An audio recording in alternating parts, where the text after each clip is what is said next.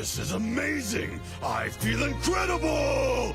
Yes, yes, yes, yes! I can win! I feel great! I can do this! Ugh.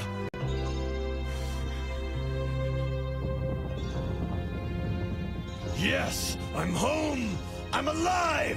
This is all a miracle!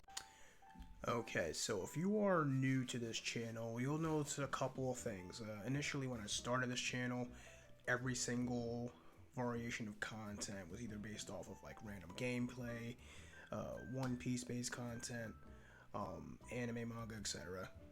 And I said it in a previous video, if not somewhere in my notes. I have too many scripts, I have too many ideas. Extremely OCD. I'm so OCD that I have well over 200 written scripts that I have not followed through as far as like content ideas. And maybe it's just, you could call it insecurities, you could say that it just, I'm way too much into the creative process of this. Throughout the last couple of months, I sat back and I was like, how can I change and evolve my content? Can I stick to something? Is there an idea possibly that I can follow through with and make this my main niche? Unfortunately, I can't do that. My attention span is way too fucking short. I know that's how YouTubers build platforms. Sticking to one particular form of content. It could be gaming, it could be ASMR, it could be movie reviews, it could be analysis-based content. It could be a myriad of things. I can't do any of that, and I have to mix them all up, unfortunately. I mean, I'm still going to do mostly anime and manga-based content. But as far as jumping into one specific thing, I can't do it. My attention span is way too short. One day I want to talk about anime and manga. The next day I may want to talk about politics. The next day I want to talk about my other personal hobbies like weightlifting. Or it could just be flat out nerdy fucking shit that I really enjoy. So what I decided is that I have a general template. I'm going to drop something every 2 weeks, and how it's going to go is, and again, I won't even stick to that probably, but how it's going to go is some of it's going to be on the fly, like this review. This review is going to be entirely based off non-scripted ideology and, well, mostly just my thoughts and opinions. The script thing is just not working for me. I'm way too picky, and the only time I'm going to do a script is through analysis. That's just how it's going to go. Anything that's not an analysis, I can't do a script for. It's got to be unfiltered opinion. I'm not going to say everything else that I do on this channel is, absolute fact. But the only way I'm going to be able to go through this process and stick to a consistent schedule is to literally do what the fuck I want. When you're creating content, there's a certain point, and I've been doing this for years, from a streaming aspect from YouTube since like 2017. But there's a certain point where you just kind of, you're either going to go through a writer's block, or you're going to get to a certain point where you're like, you know what, I can't necessarily stick to this one thing because I'm losing interest, so to speak. So, especially lately, I've been playing a lot of fighting games, especially since December. So, a lot's been going on. Job changes, changes perspective, partners, things like that. So, I don't really have time. I mean, I do have time. I can make the time. But I just know how I am. I'm way too nitpicky to kind of stick to just one type of content. So, my main thing, and I had to write this one down. So, alright. So, as far as where I'm going to do this or how I'm going to do this going forward, I had to go on my notes for this one. But basically, this is going to become more of a commentary channel. More commentary, sometimes rants about shows I don't like Titans, which I'm going to eventually do a review on. I've been saying it a million fucking times, but I'm finally going to actually focus on that. I don't know when the hell I'm going to do my Wonder Woman 84 review, but I don't want to make this too much longer. I try to make this as short as possible. This is as short as I can get. Going forward, I'll focus on this portion at the end of the video, so I'll go back into this contextually at the end of the video. But for now, I'm just going to kind of leave it as is, because this will drag.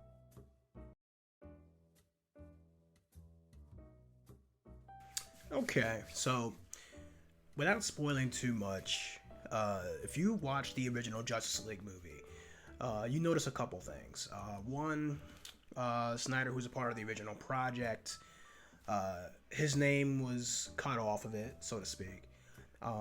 Joss Whedon, if you're not familiar with this content, he made shows like Angel, or at least were a big part of the production of said shows. He was a big part of the Avengers as well.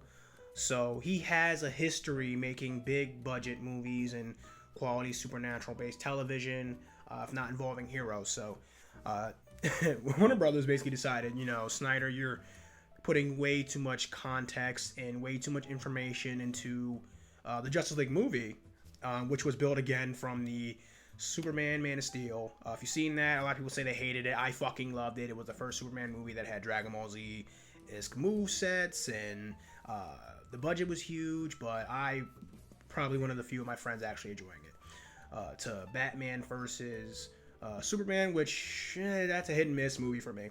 DC had this focus. They were trying to build the universe to compete with Marvel, so to speak.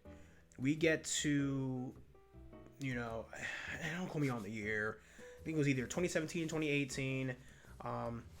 Justice League came out. I was extremely excited. And then, comes to find out the movie was just, personally, it was fucking horrible. They just kind of blitzed through characters. You barely got any information about who Cyborg is, or his father, Silas.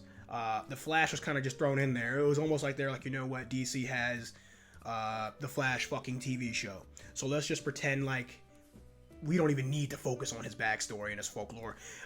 Everybody already knows because, CW's that good at doing it. They're fucking not. But anyways, and, they got Diana in it, Wonder Woman, Bruce Wayne, and Aquaman, so to speak.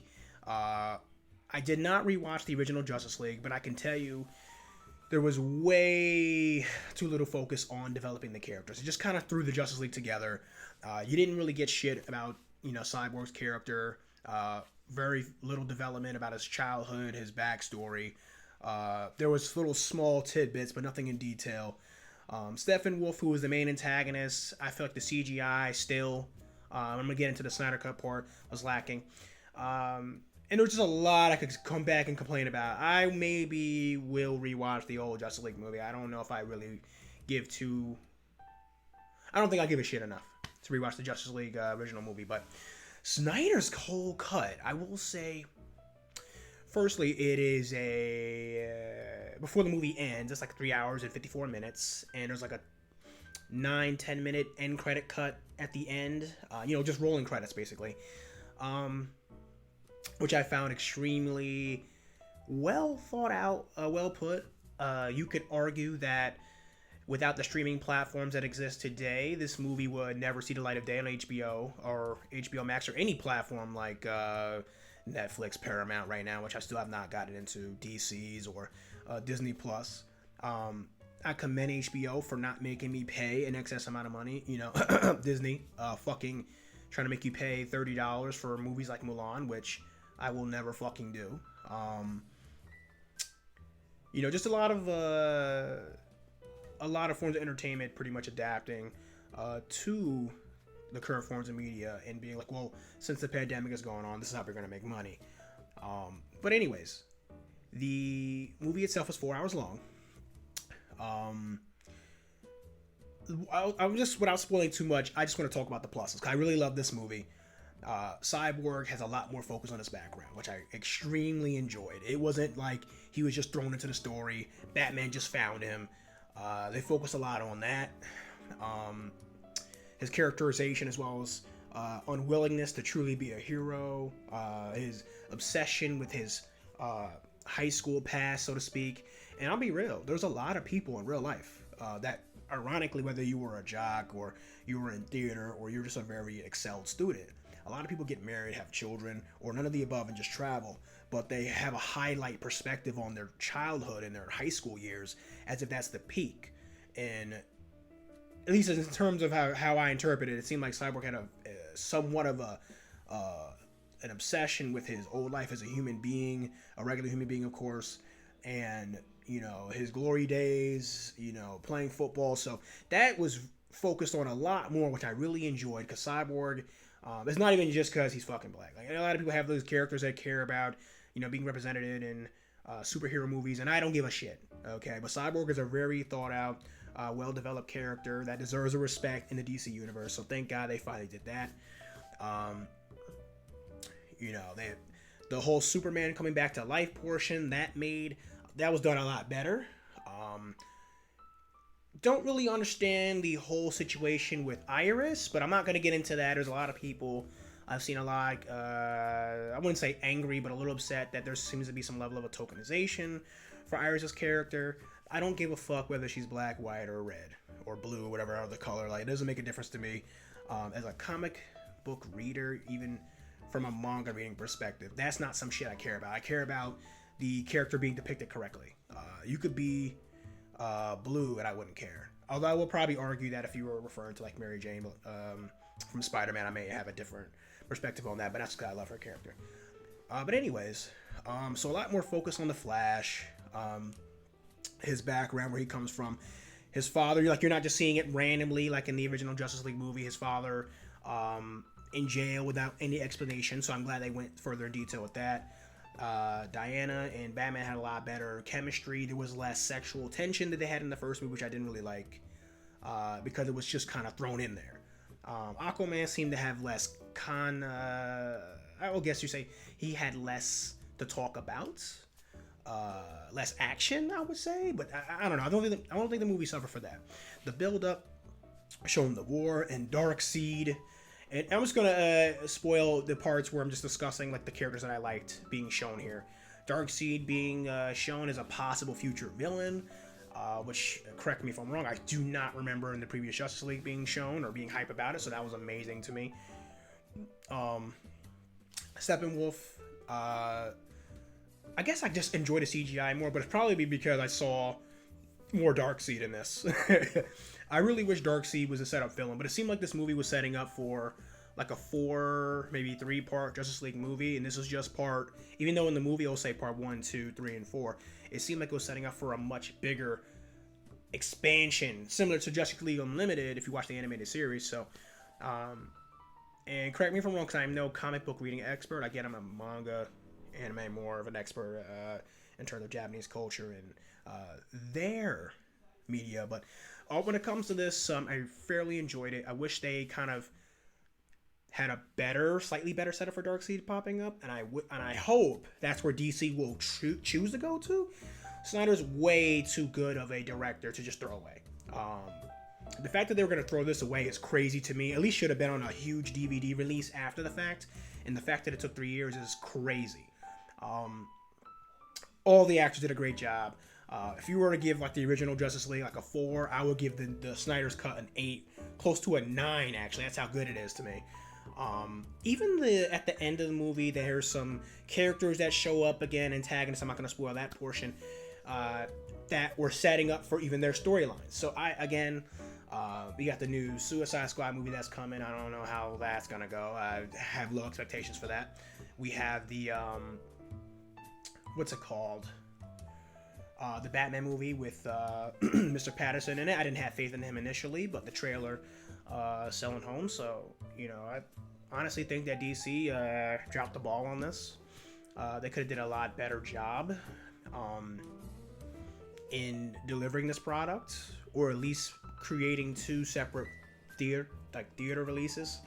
But either way, if you are interested in Justice League as a whole, because I just didn't want to spoil too much of the storyline, definitely go watch that. It's still free. If you have HBO Max, go watch that on their platform.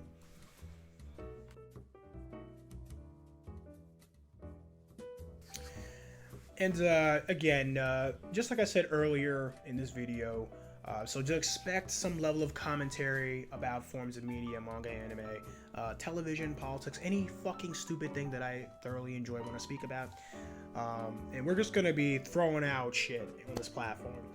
You're going to see quality someday. You're going to see some video that are not going to have as much quality as what it is.